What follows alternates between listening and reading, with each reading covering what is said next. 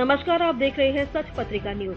कोटपुतली बहरोड जिले के मोहनपुरा गांव से इस वक्त एक बेहद गंभीर और चौंकाने वाली खबर सामने आई है, जहां राष्ट्रीय हरित अधिकरण यानी एनजीटी के आदेशों की खुलेआम अनदेखी को लेकर ग्रामीणों का आंदोलन अब निर्णायक मोड़ पर पहुंच चुका है। ग्राम मोहनपुरा स्थित अल्ट्राटेक सीमेंट प्लांट लंबे समय से प्रदूषण, खनन और स्वास्थ्य संबंधित आरोपों के घेरे में रहा है, लेकिन अब इस आंदोलन को उस वक्त नई धार मिली जब देश की प्रसिद्ध पर्यावरणीयविद और सामाजिक कार्यकर्ता मेधा पाटकर खुद कोटपुतली पहुंची। मेधा पाटकर का कोटपुतली आना सिर्फ एक दौरा नहीं था, बल्कि उन सैकड़ों ग्रामीणों की आवाज को मजबूती देना था, जो वर्षों से धूल, धमाकों, बीमारियों, प्रशासनिक अनदेखी के बीच जीने को मजबूर है। जोधपुरा संघर्ष समिति के नेतृत्व में चल रहे इस धरना प्रदर्शन स्थल पर मेधा पाटकर ने ग्रामीणों को संबोधित करते हुए साफ शब्दों में कहा कि एनजीटी के आदेश कानून है, कोई सुझाव नहीं, और उनका पालन न करना सीधा सीधा न्यायालय की अवमानना है। उन्होंने बताया कि 3 नवंबर को पारित एनजीटी आदेशों के में स्पष्ट निर्देश दिए गए थे कि जिन ग्रामीणों के स्वास्थ्य पर फैक्ट्री प्रदूषण का प्रतिकूल असर पड़ा है, उन्हें 20,000 रुपए का मुआवजा, और जिनके मकानों, ढांचों व जीवन स्तर पर असर पड़ा है, उन्हें 50,000 रुपए का मुआवजा दिया जाएगा। लेकिन आज स्थिति ये कि मोहनपुरा और आसपास के गांव के अधिकांश प्रभावित ग्रामीणों को अब तक एक भी रुपया मुआवजा के रूप में नहीं मिला। मेधा पाटकर ने बताया कि फैक्ट्री के कारण कम से कम 627 ग्रामीणों के स्वास्थ्य पर प्रतिकूल प्रभाव दर्ज किया गया है। श्वसन रोग, आंखों की जलन, त्वचा संबंधित बीमारियां और बच्चों में एलर्जी जैसे मामले लगातार बढ़ रहे हैं। घटनास्थल से पहले मेधा पाटकर सीधे कलेक्ट्रेट पहुंची, जहां उन्होंने जिला कलेक्टर प्रियंका गोस्वामी और अल्ट्राटेक सीमेंट कंपनी प्रबंधन के अधिकारियों के साथ करीब 2 घंटे तक गहन और तीखी वार्ता की। हालांकि इस बैठक में भी लापरवाही सामने आई है, जब फैक्ट्री प्रबंधन ने अधिकारी करीब आधा घंटे देरी से पहुंचे, जिसे लेकर ग्रामीणों और सामाजिक कार्यकर्ताओं में नाराजगी देखी गई है। बैठक के दौरान एक और गंभीर मुद्दा सामने आया है।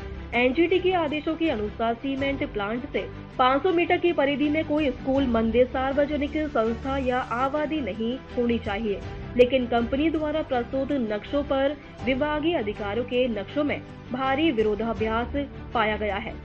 ग्रामीणों ने कंपनी के नक्शों को सिरे से खारिज करते हुए कहा कि यह नक्शे जमीन हकीकत से बिल्कुल उलट है और तथ्यों को छुपाने का प्रयास है। हरित पट्टी को लेकर भी कंपनी के दावे सवालों के घेरे में है, जहां कंपनी हरियाली दिखाने की बात कर रही है। वास्तविकता ये है कि अधिकांश पेड़ सूखे, नष्ट या नामात्र के हैं, जो प्रदूषण रोकने में पूरी तरह से असमर्थ हैं।